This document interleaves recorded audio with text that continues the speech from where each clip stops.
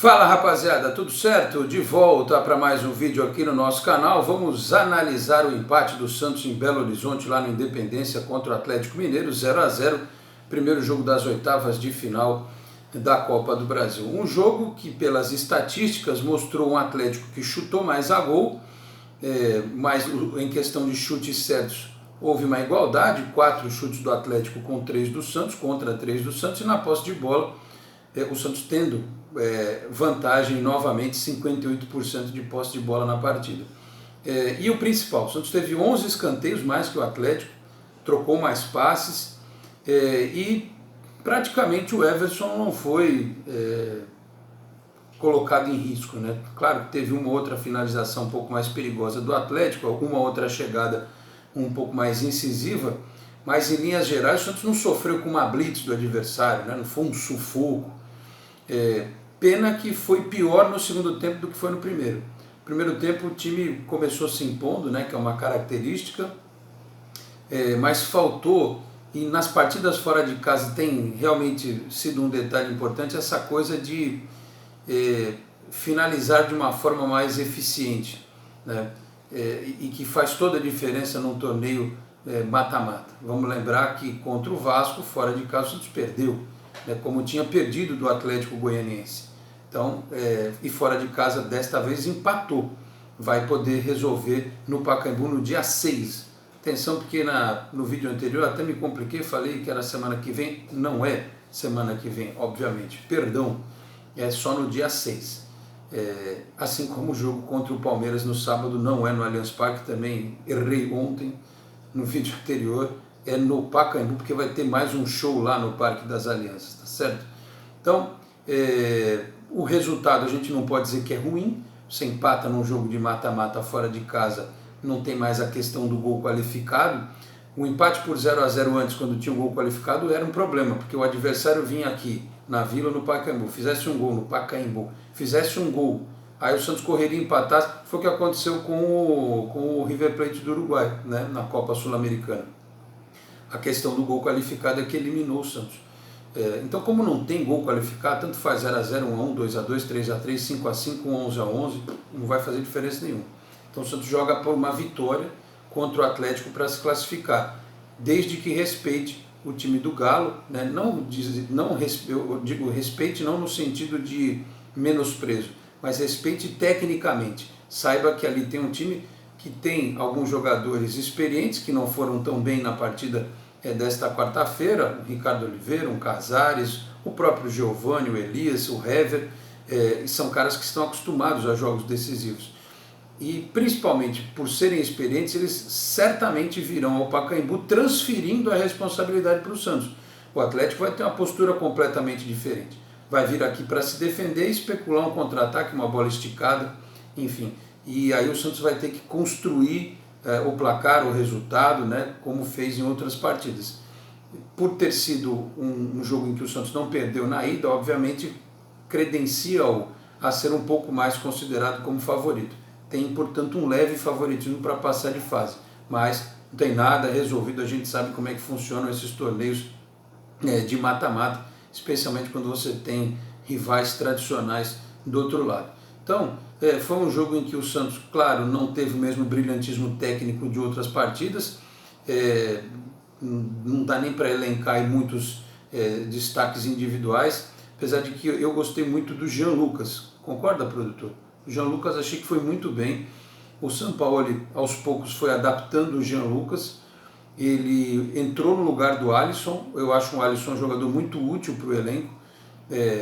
Acho até que numa eventualidade ele pode voltar a ser titular, mas o Jean Lucas ele consegue trazer para o meio de campo do Santos um negócio que o Alisson não consegue, que é transição. Ele pega a bola e ele avança, ele rompe as linhas adversárias com a bola dominada, ele tem qualidade para isso, né? Eu tenho até dó de falar, porque daqui a pouco a gente está tão acostumado com ele no meio de campo, esse rapaz deve ir embora no final do ano. Aí teríamos que arrumar um cover, né? Já daqui a pouco tem que arrumar um cover do Rodrigo, mais à frente talvez um cover do Jean Lucas, um cosplay, né? Então, por essa característica é muito importante. É que o time hoje não acompanhou, o Pituca está jogando direto, Ele não foi o mesmo jogador de partidas anteriores, mas não comprometeu, fez lá a função tática dele. E no esquema do 3-5-2 o Jean Mota foi quase que um falso 9, né? Foi um falso 9, mas como a bola não chegou, muitas vezes, porque o Derlis foi mal, né? Derlis, Gonzalez, isso aí. Ele não foi bem, e o Rodrigo jogou isolado no primeiro tempo. Depois entrou o Soteldo, mas logo o Rodrigo também saiu, o Jamota também saiu, entrou lá o Sacho e tal. Então faltou aquele encaixe da linha de frente para o Santos até conseguir um resultado melhor lá em Belo Horizonte. Mas não dá para reclamar, contra um adversário como o Galo. O Santos até surpreendentemente encontrou um ambiente que não foi tão hostil no sentido de pressão, porque o Independência não estava lotado, não é só aqui, né, que a gente reclama do comportamento do torcedor. Lá em Belo Horizonte também não tivemos estádio lotado e a pressão foi menor. Então o Santos se adaptou bem a essa questão, por isso sofreu menos em campo. Então tem uma boa possibilidade de passar, né, na Copa do Brasil, chegar às quartas de final, mas para isso vai ter que trabalhar bem para o jogo de volta.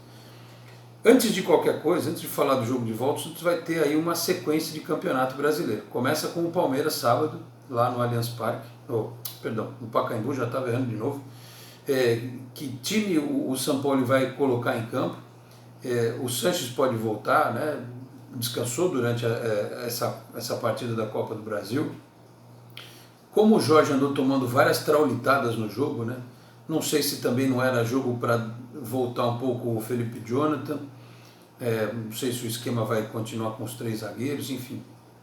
O Alisson, né, para equilibrar ali no porte, o Felipe Melo, né? Quando tem o Felipe Melo do outro lado, é bom ter o Alisson, eu gosto. Acho que ele iguala a questão ali do sujeito querer mandar no meio de campo. Pode parar que o Alisson, o moleque de Mongaguá, está na área.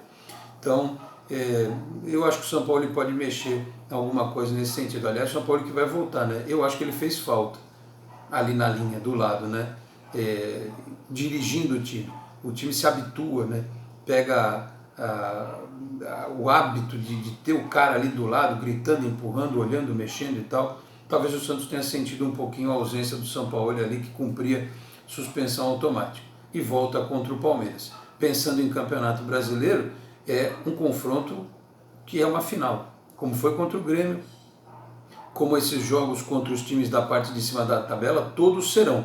Então o Santos precisa encarar esse jogo com o Palmeiras. O Palmeiras vai jogar semana que vem lá com o Sampaio Corrêa. Certamente o Felipão vai usar a força máxima contra o Santos e vai mandar o catadão Lucas Lima mais 10 para jogar lá no Maranhão semana que vem. Certamente, porque depois tem condição de reverter jogando em casa. Então vai ser um jogo duro, um jogo pesado, como foi no Campeonato Paulista, em que o Santos tem que ser um pouquinho diferente no aspecto ofensivo do que foi contra o Galo. Tem que assustar o Palmeiras, tem que fustigar o Palmeiras, porque se ficar só tocando a bola e se defendendo, vai ter problema, porque o Palmeiras ganha o jogo no grito quando atua em casa e naquelas bolas esticadas, né? Chuveirinho, balão, aquela coisa toda, aquela pressão desenfreada e até meio desorganizada que funciona. Sempre foi o estilo do Filipão, só não foi quando ele teve uma constelação de craques na mão, como foi na Copa de 2002. Então, esse vai ser um jogo pesado. Depois o Santos aí vai ter uma semana, correto? Uma semana para respirar, e aí tem o jogo com o Internacional na Vila, que é outro jogo de ponta de time da parte de cima da tabela do Campeonato Brasileiro. E aí voltaremos depois para Santos e Atlético. E para fechar esse vídeo, o que eu queria dizer? As seleções sul-americanas estão pré-convocadas para a Copa América. Os jogadores do Santos todos estão em pré-listas. O Cueva, o Soteldo, o Derlis, o Sanches, o Aguilar. Vamos imaginar o pior cenário com todos eles convocados. Jogo de volta contra o Atlético Mineiro. Que time você escalaria? Bom, Everson, porque é a Copa do Brasil.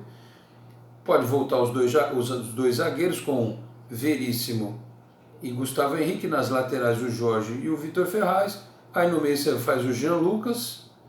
Pode voltar o Alisson, o Jean Lucas, o Pituca e o Jean Mota, faz um quadrado ali, e na frente o Sacha e o Rodrigo. Ok. O banco de reserva fica um pouco desfalcado, mas esse time titular aí, sem os gringos, dava para encarar o Atlético. Só que, para a surpresa geral da nação, nesta quarta-feira fomos surpreendidos com a notícia de que inventaram, além da Copa América, esta poderosíssima competição, inventaram um tal de um torneio de Toulon, que é tradicional e tal, mas agora, mas é o calendário, já se conhece. Pô, torneio de Toulon, seleção pré-olímpica, que ano a gente tá? 2019. A Olimpíada é ano que vem, lá no Japão. Tá. O que o Jardine, aquele técnico que perdeu o rumo aqui quando dirigiu São Paulo, o que ele precisa levar o Rodrigo para jogar nessa bendita seleção?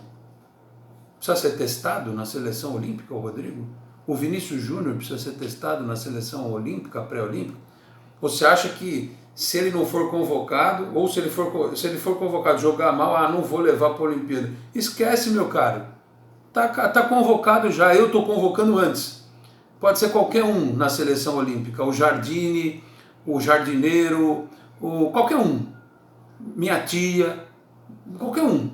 O Rodrigo vai estar na Olimpíada. Claro que aí vai ser uma discussão com o Real Madrid.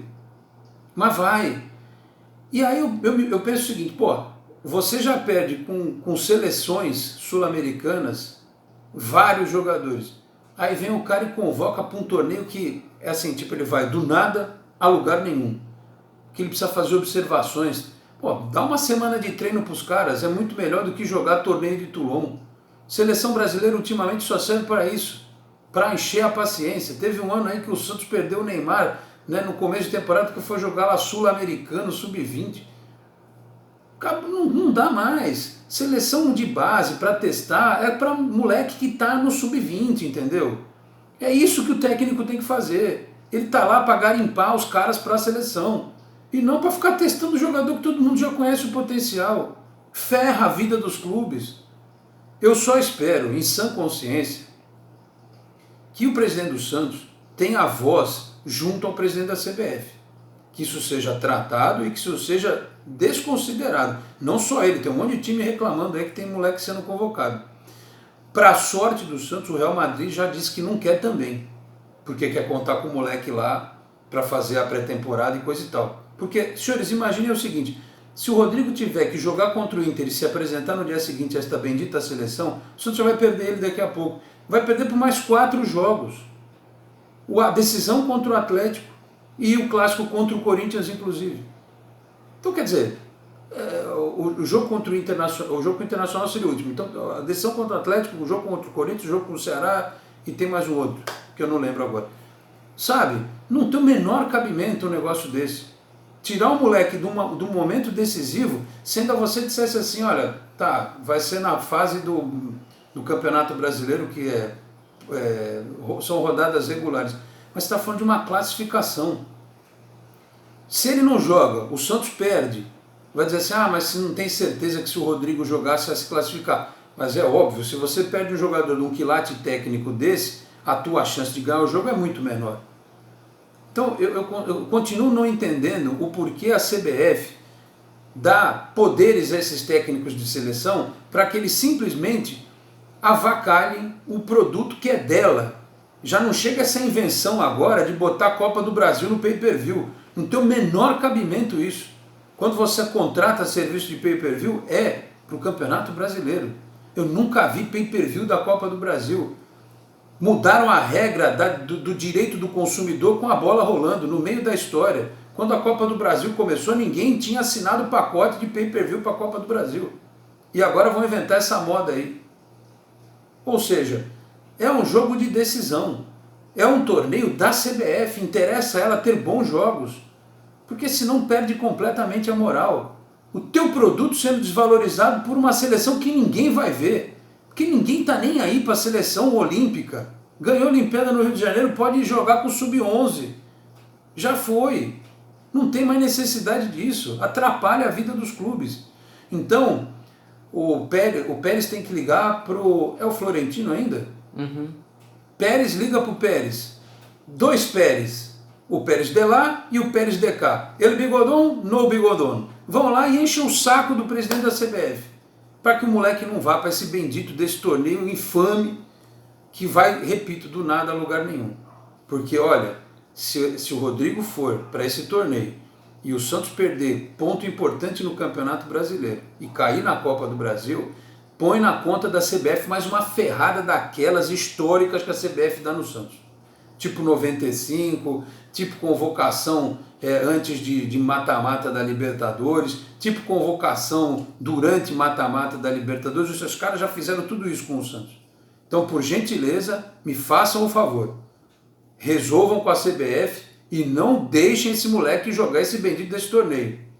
E é bom que ele se posicione também, né?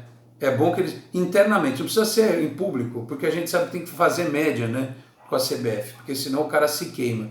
Mas, pô, de uma maneira sutil, o pai do Rodrigo, liga lá pro Jardim e fala, professor, pô, pelo amor de Deus, né, tem uma decisão aqui, quero ir embora, deixando uma boa imagem aqui no clube, né, tem jogos importantes, sabe?